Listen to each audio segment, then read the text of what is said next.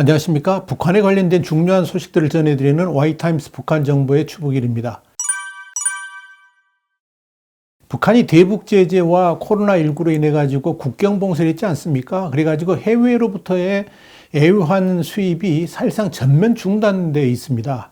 이런 최악의 경제 상황을 타개하기 위해서 북한이 전 세계 기업과 은행을 상대로 해 가지고 해킹을 통해서 벌충해 왔다는 것이 다시 확인됐습니다. 미국 법무부는 17일 전 세계 은행과 기업에서 13억 달러, 그러니까 우리나라 돈으로 한 1조 4,355억 원 정도의 현금과 암호화폐를 훔치고 또 여러 악성 암호화폐 앱을 개발해서 또 배포한 혐의로 북한 해커 3명을 기소했다고 밝혔습니다. 미국 법무부에 따르면 기소된 이들은 전창혁, 김일, 박진혁 이렇게 3명인데요. 모두 북한의 정보기관인 정찰총국 소속입니다. 또 미 연방수사국은 이들의 얼굴이 담긴 공개 수배 전단지도 공개했습니다. 지금 사진에 보이시죠? 이 가운데 이미 박진혁은 지난 2014년 미국 영화사인 이 소니 픽처스를 해킹한 혐의로 2018년에 기소가 됐고요. 이번에 북한 해커인 전창혁과 김일 같은 이 2명이 더 추가된 겁니다.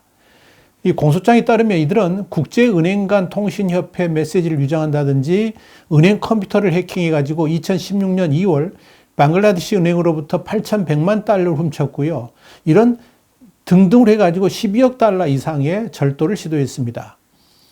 이와 함께 현금 이출기를 통한 해킹, 그리고 암호화폐 회사 해킹, 또 암호화폐 절도 이런 걸 통해 가지고 슬로베니아 암호화폐 회사 등으로부터 1억 2천만 달러를 훔치기도 했습니다. 특히 이 미 법무부의 공소장에 따르면 북한 해커들은 2018년 1월에 멕시코 수출입은행 시스템에 접속을 해가지고 총 1억 1천만 달러, 우리나라 돈 한 1,200억 원 정도 되는데 이 금액을 대한민국에 있는 은행 계좌들로 송금했습니다. 물론 공소장에는 어떤 은행이고 수신인이 누구인지 밝혀지진 않았습니다만은 대한민국에 있는 은행 구자로 불법 송금을 했다는 것은 상당히 의미심장합니다.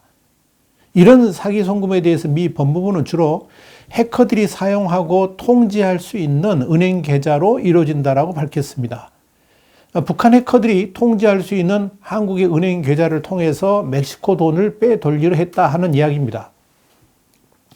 멕시코 수출입은행은 북한 해커들의 작업에 의해서 송금은 이루어졌지만 다른 은행들하고 협조를 통해서 자금이 인출되기 전에 절차가 차단됐다라고 밝혔습니다.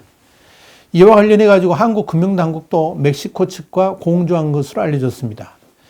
또한 2018년 3월부터 지난해 9월까지 피해자 컴퓨터에 침입할 수 있는 여러 개의 악성 암호화폐 앱을 개발해 가지고 해커들한테 제공하기도 했습니다. 뿐만 아니라 이들은 2016년 3월부터 지난해 2월까지 미국 국무부, 국방부, 방산업체, 에너지업체, 항공, 우주업체들을 대상으로 해가지고 악성 코드를 심은 이메일을 보내가지고 정보를 훔쳐가는 스피어피싱도 시도한 것으로 확인됐습니다. 법무부의 존 데머스 국가안보 담당 차관보는 이날 오늘 기소장이 명시된 바와 같이 북한 요원들은 총 대신 키보드를 사용하고 현금자로 대신에 암호화폐의 디지털 지급을 훔치는 세계 최고의 은행 강도라고 밝혔습니다. 데머스 차관보는 이어서 미국은 북한의 국제적 범죄 행위에 대한 감시를 계속할 것이고 북한이 불법적으로 획득한 이익을 현금화하지 못하도록 또 현금하는 것에 대해서 수사를 하겠다. 그리고 북한의 범죄 활동 저지를 위한 국제사회 동참을 촉구한다. 이렇게 밝혔습니다. 데머스 차관보는 특히 중국과 러시아를 북한 범죄 활동의 조력자로 지목을 하면서 이를 근절하기 위해서 협력을 요구를 했습니다. 미 법무부는 이런 혐의로 이들 북한 해커 3명이 최대 징역 5년형을 선고받을 수 있는 컴퓨터 사기 및 남용 음모 혐의 1건, 그리고 최대 징역 30년형을 받을 수 있는 유선 사기 및 은행 사기 혐의로 기소했다라고 설명을 했습니다. 이와 함께 미 연방수사국 그리고 국토안보부, 재무부는 이날 부처 합동으로 북한 악성 암호화폐 앱과 관련해 가지고 합동 사이버 권고도 발표를 했습니다. 자, 이런 가운데 이스라엘에 본부를 둔 다국적 사이버 보안업체인데요. 체크포인트 연구소는 17일 지난 1월 한 달간의 이탈리아에서 북한의 악성 코드 변종인 브라이딩 캔이 전체 악성 코드 공격 가운데 7.65%로 높은 수치를 기록했다라고 보고서를 통해서 밝혔습니다. 이 블라인딩캔은 지난해 8월에 미 연방수사국과 국토안보부 산하 사이버안보기관시설안보국이 상대방 컴퓨터에 잠입을 해가지고 정보를 유출한다든지 시스템을 손상할 수 있는 신형 악성 코드라고 분석한 바 있습니다. 특히 당시 연방수사국에 따르면은 이 블라인딩캔은 원격 접속 방식의 악성 소프트웨어인 변종 멀웨어인데요. 이 북한 해커 조직인 히든 코브라가 주로 사용하는 것으로 알려졌습니다. 이어서 이 업체는 전 세계 다른 국가에서 블라인딩캔 공격이 감소하고 있는데 이탈리아에서는 유독 최근에 급증하고 있다고 지적을 했습니다. 이와 관련해 가지고 사이버 보안 업체인 체크포인트 이탈리아 지부의 마르코 우르시올리 지부장은 북한이 제작한 블라인딩캔을 자체적으로 연구를 해보니까 블라인딩캔은 이탈리아 웹사이트를 대상으로 컴퓨터를 지배하는 다른 악성 코드 설치, 또 민감한 자료 획득 같은 다양한 악성 활동을 벌이고 있다라고 지적을 했습니다. 이 북한의 해킹 수준 놀라울 정도입니다. 영국의 유명 보안 회사인데요. 크라우드 스트라이크가 지난해 12월에 국제 보안 컨퍼런스에서 이런 발표를 했습니다. 북한이 러시아, 중국, 이란과 함께 사이버전 능력이 뛰어난 빅4로 지목했다는 거죠. 그 정도로 북한 해킹 능력은 세계적 수준입니다. 북한의 해킹 조직은 정찰총국에서 관할하고 있는 것으로 보이고요. 우리 국방부의 부승찬 대변인이 18일 날 정례 브리핑에서 밝힌 내용을 보니까 6,800여 명의 이 사이버전 인력이 운영되고 있다. 이렇게 알려지고 있습니다. 북한의 해커의 양성은 세계 최강의 정보 전사를 키우라는 김정은의 지시에 따라서 이루어지는 것으로 알려져 있고요. 인력 송출이라든지 프로그램 외주 개발의 명목으로 중국, 러시아, 중동, 아프리카로 보내가지고 집중 양성하고 있는 것으로 보입니다. 과거 북한은 중요한 회의 기관들의 전산망 파괴라든지 기밀 유출을 주로 해왔는데 최근 들어서는 기업이나 이 금융기관들에게 돈을 훔치는 것으로 이렇게 바꿨다. 이렇게 전해집니다. 북한은 지난 2011년 4월에 우리나라의 농협 전산망에 침투해가지고 사흘 동안 금융 서비스를 마비시킨 바 있죠. 또 2013년 3월에도 우리 언론사와 금융사의 32,000대 컴퓨터를 파손시켜서 큰 피해를 입히기도 했습니다. 그리고 2014년 11월에는 그 유명한 소니 픽처스사를 해킹해가지고 김정은을 주제로 한 영화 인터뷰 제작에 대해서 보복을 했었고, 이어서 바로 그 다음 달에는 우리의 한수원을 해킹해가지고 내부 자료를 빼내가기도 했습니다. 2016년 2월에는 미국 뉴욕 연방준비은행에 보관 중이던 방글라데시 중앙은행의 예치금 1억 100만 달러를 훔쳤습니다. 이때 박진혁 등이 속한 라자루스 그룹이 이 해킹을 주도했습니다.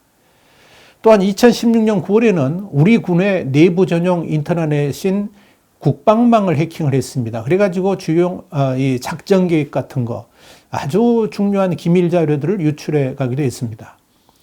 또 비트코인과 같은 디지털 화폐를 집중적으로 노리고 2017년 슬로베니아 디지털 화폐 거래소를 해킹해서 7,500만 달러, 2018년 인도네시아 거래소를 해킹해가지고 2,500만 달러, 미 뉴욕 거래소 등을 해킹해가지고 1,180만 달러 등을 빼돌리려 했습니다.